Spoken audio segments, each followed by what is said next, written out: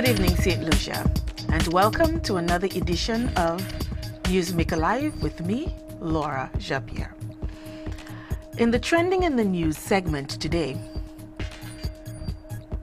we have lots and lots of issues with our police force. So, the first trending news is police vibes.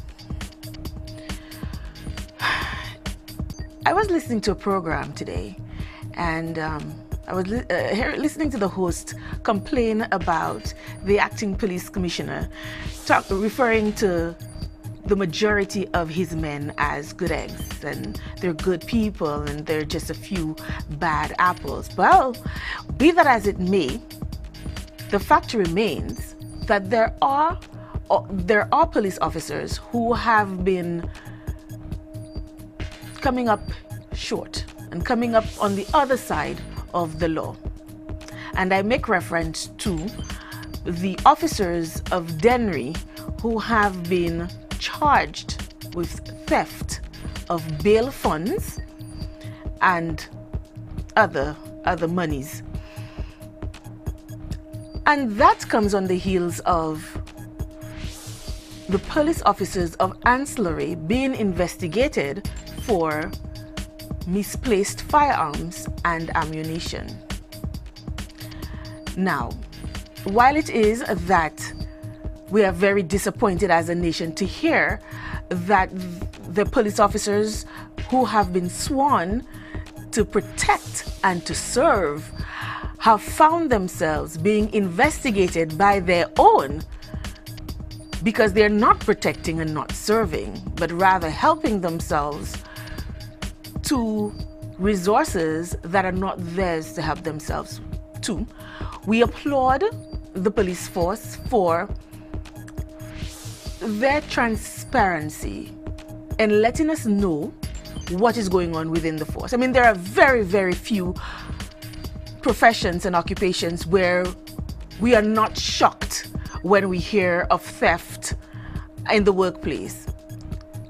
Policing is just one of them that we do not expect to hear.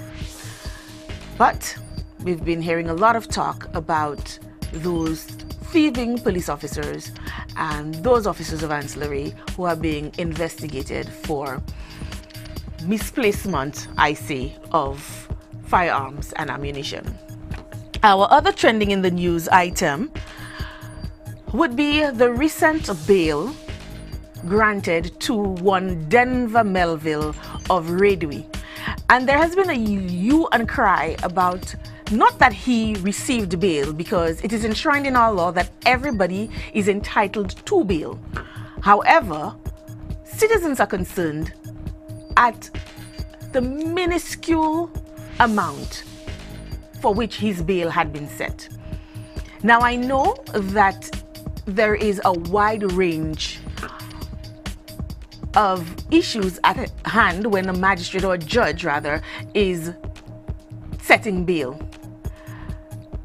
But I am one of those who are of the opinion, and we're going to, a little later on in one of our subsequent broadcasts, I will have a guest on who will talk to us in depth about what are the issues facing a judge when they're setting bail.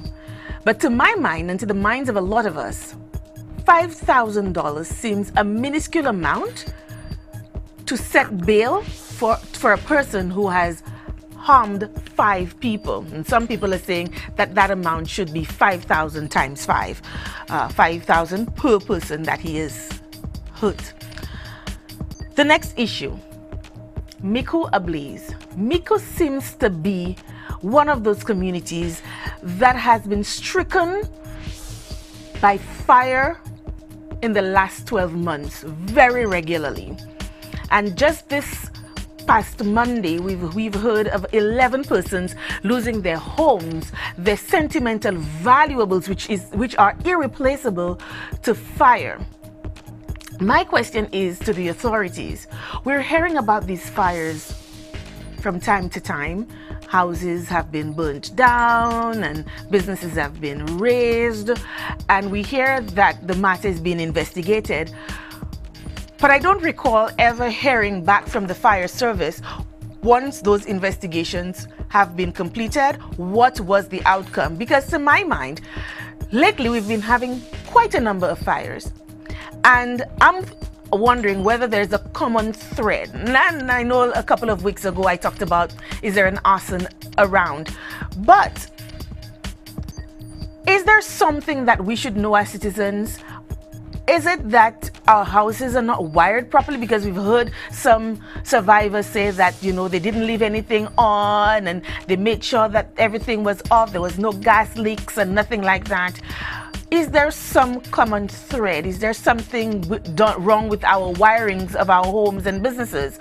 And I think it's only prudent that the fire service comes out after the investigations are complete to let the public know what was the outcome of those investigations. Don't you agree, St. Lucia? We ought to know what's been happening and why there are so many fires lately, and particularly in Mico. It seems to be a current thing, a trend in the Mico area right now.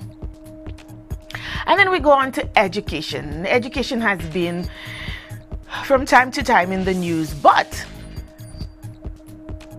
this time, again, it's in Mico and it's at a secondary school. Now, we heard about Corinth Secondary School, which had the issue with asbestos, and they've now, I'm not sure if they're still on a shift system. We haven't had an update in recent months as to the status of the Corinth Secondary School and the progress of the repairs that is being done at that school. But recently, a few months ago, we heard about Corinth suffering from asbestos, and even the teachers and the students alike had downed their school books and learning implements and protested the fact that there was this asbestos and something was being done. This time, it's being shifted to the Mico Secondary School, where students and teachers alike are complaining of skin rashes and various ailments that they're suffering, headaches, tummy aches, that they're suffering as a result of being at the school. We have yet to hear official word from the ministry as to what exactly is going on. From my last information, I heard that the students and the teachers are still at home and they have not returned to school, but we have yet to hear from the officials. So we're wondering, what's up, Ministry of Education? What's happening down in Mico? Why are the teachers and students complaining about strange health ailments? Can we hear from you? We need to know. But on the lighter note, last week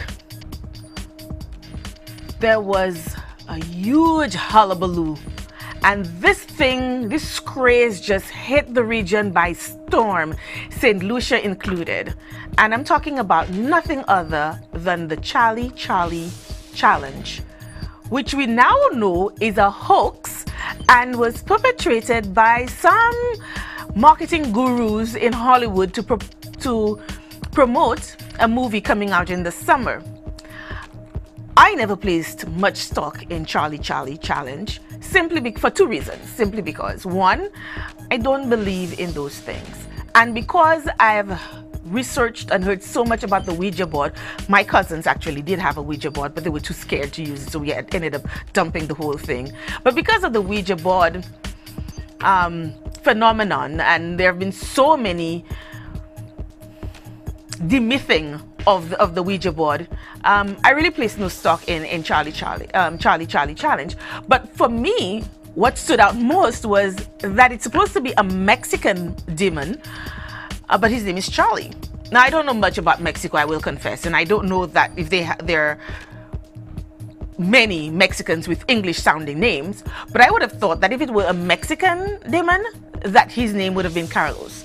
So for me, shouldn't it be Carlos Challenge? Just saying.